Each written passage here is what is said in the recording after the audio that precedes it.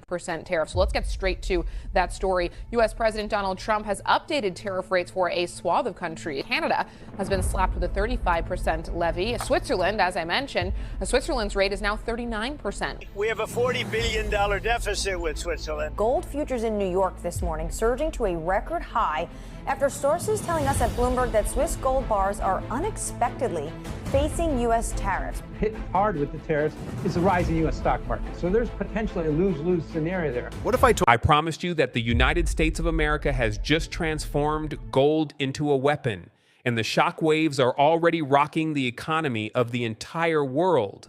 Midway through the month of August 2025, just a few days after the Swiss president was unsuccessful in securing tariff relief in Washington, the Trump administration shocked the markets by imposing a duty of 39% on imported gold bars weighing 1 kilogram.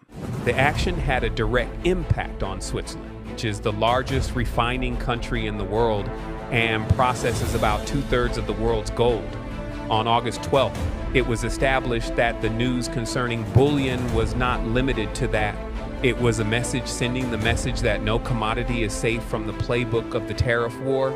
By the 17th of August, the effects were obvious from New York to Zurich, from Dubai to Ottawa, with traders scurrying to find a solution and policymakers rethinking their strategy. This is not merely another topic of discussion. A significant shift has occurred in the equilibrium of international trade. Keep up with the news, because what comes next can have a greater impact on your finances than you currently realize. It was a rapid and violent impact that occurred immediately. It was all of a sudden that dozens of metric tons of gold that had been packed in sealed containers and stored at Swiss refineries and airports were no longer purchased. According to the World Gold Council, during the first week following the introduction of the tariffs, more than 18 metric tons of gold worth more than $1.2 billion were stopped in transit. Additionally, the spot price of gold in New York skyrocketed to $3,548 per ounce, resulting in a remarkable arbitrage spread of nearly $37 over the London benchmark. Traders who had anticipated that bullion would not affect the market were taken aback by the unexpected changes. One of the senior brokers at COMEX confessed that while they had witnessed volatility, they have never witnessed an arbitrage spread a rise overnight like this one. Speculators have been given the opportunity to participate, but jewelers... The tax code for gold bars, which are being shipped to the United States, and they fall under the 39% tariff. 1,000 jobs over the past 4 months concentrated in auto supply chains, consumer goods, and small-scale machinery. Economists caution that these numbers could worsen if tariffs on pharmaceuticals and additional consumer products are enacted in September. Mark Zandi of Moody's Analytics warned on CNN, tariffs are no longer abstract. They are a drag on growth. They are job killers, and they are eroding consumer purchasing power in real time. The contrast between leaders could not be sharper. Trump's approach is blunt: force, raise tariffs, shock the system, and force partners to bend. Carney's method is quieter but strategic: build alliances, diversify markets, and protect vulnerable sectors. The result is a divergence in outcomes. While U.S. consumers are already feeling the pinch from coffee beans to car parts, Canada is positioning itself to weather the storm by investing in resilience rather than spectacle for ordinary Americans. However, resilience is harder to find in Detroit. A factory worker told the Wall Street Journal they say tariffs will bring jobs back, but all I see are pink slips. In Houston, a cafe owner lamented, "I sell coffee, not politics, but I am paying for tariffs every week when I place orders." And in Des Moines, a farmer exporting soybeans expressed dread. If they can slap tariffs on gold, they can slap them on anything. We are all targets. What began as a foreign policy tactic is now eating into corporate earnings, household budgets, and job stability. The collateral damage is accumulating, and the question is no longer whether tariffs will hurt, but how deeply and for how long north of the border. Canada is drawing lessons and building bridges south of the border. Americans are counting costs. And just as markets adjust to this new reality, Washington is preparing to open an even riskier front. Pharmaceuticals, the tariff storm that began with gold and widened into cars, coffee, and consumer goods, has now struck at the most sensitive sector of all medicine. On August 15, 2025, President Donald Trump unveiled his most aggressive trade move yet, a phased tariff program targeting pharmaceuticals.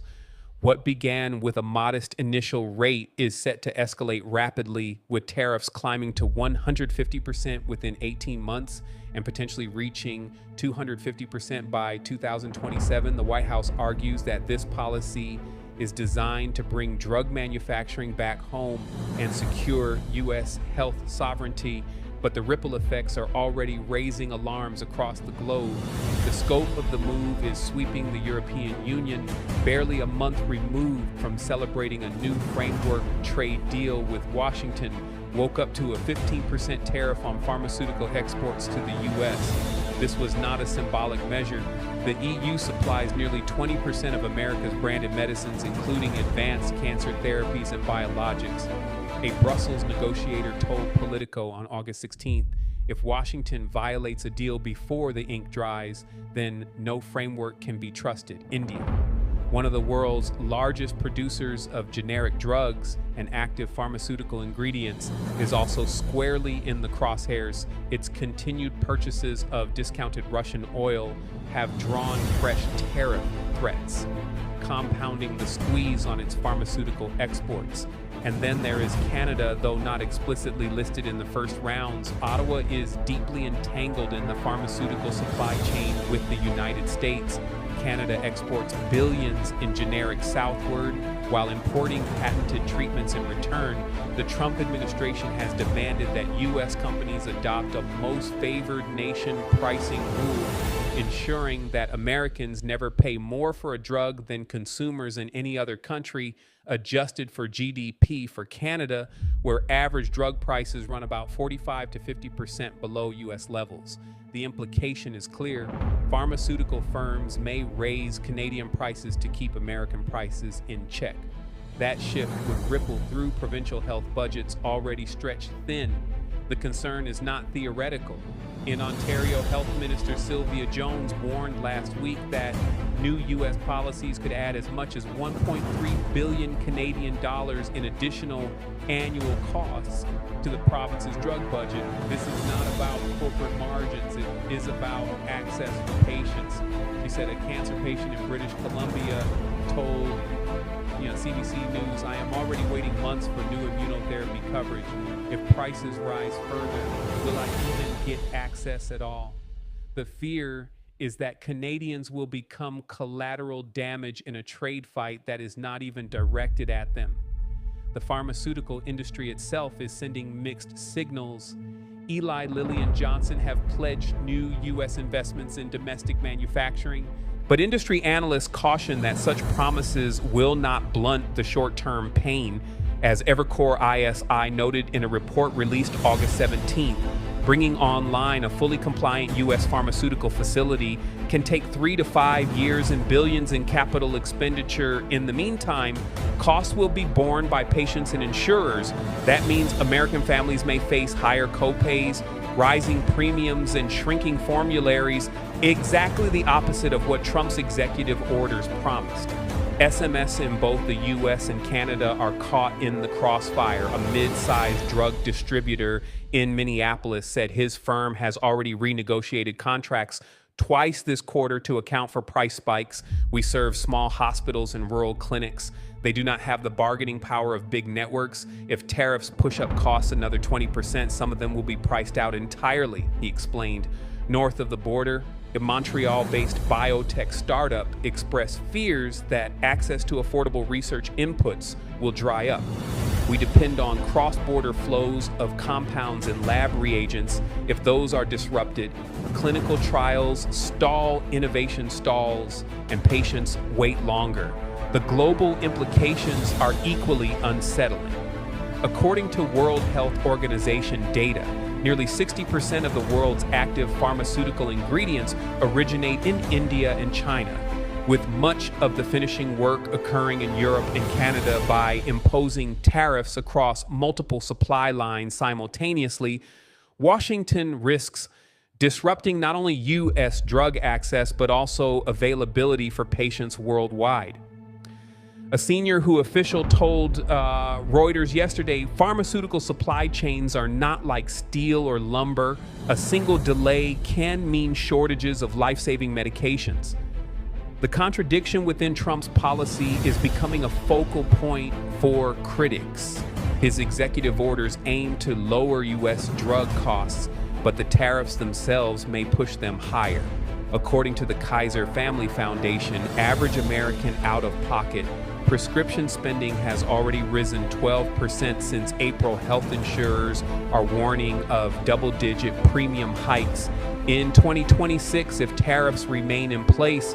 Senator Amy Klobuchar, a longtime advocate for prescription drug reform, blasted the administration on August 16th.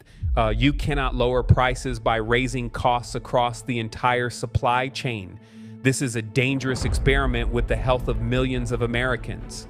Meanwhile, in Europe, trust is fraying.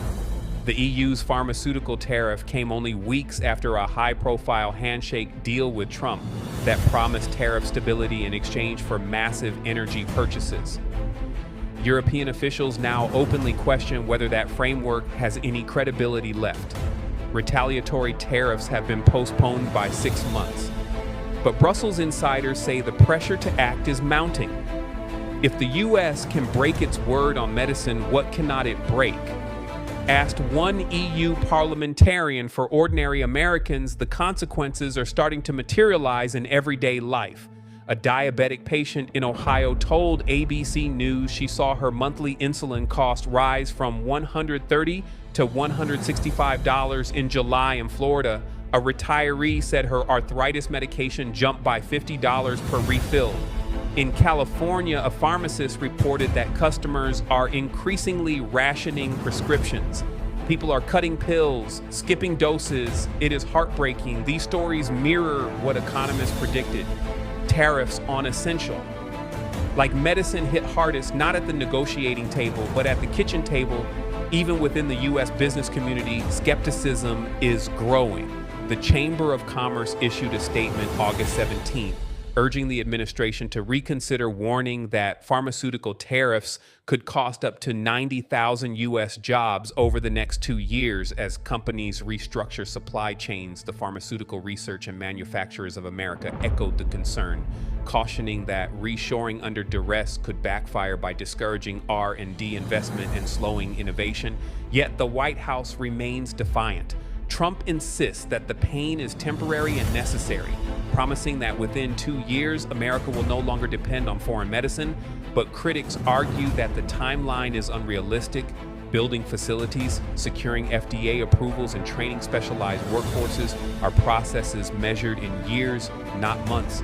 Until then, the costs, economic, political, and medical, will continue to mount. The stakes could not be higher if supply chains fracture, shortages deepen, and prices spiral upward. The tariff gamble may come to be seen not as a triumph of economic nationalism, but as a reckless risk to public health. As one healthcare analyst put it bluntly on CNBC, you cannot tariff your way to a healthy nation, and yet the administration shows no sign of pulling back. What began with gold and spread to consumer goods has now reached the most personal corner of daily life, the medicine cabinet.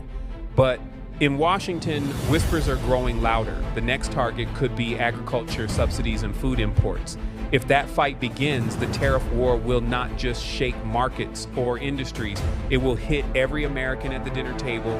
The question now is simple: how far will this trade war go, and who will pay the price? Stay with us, because the story is only just beginning.